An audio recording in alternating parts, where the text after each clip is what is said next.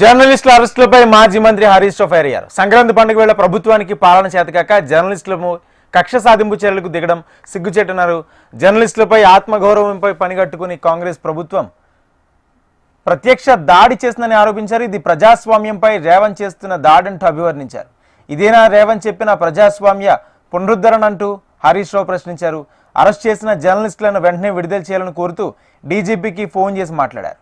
వెంటనే అరెస్ట్ చేసిన వారిని విడుదల చేయాలని మాజీ మంత్రి హరీష్ రావు డీజీపీని విజ్ఞప్తి చేశారు.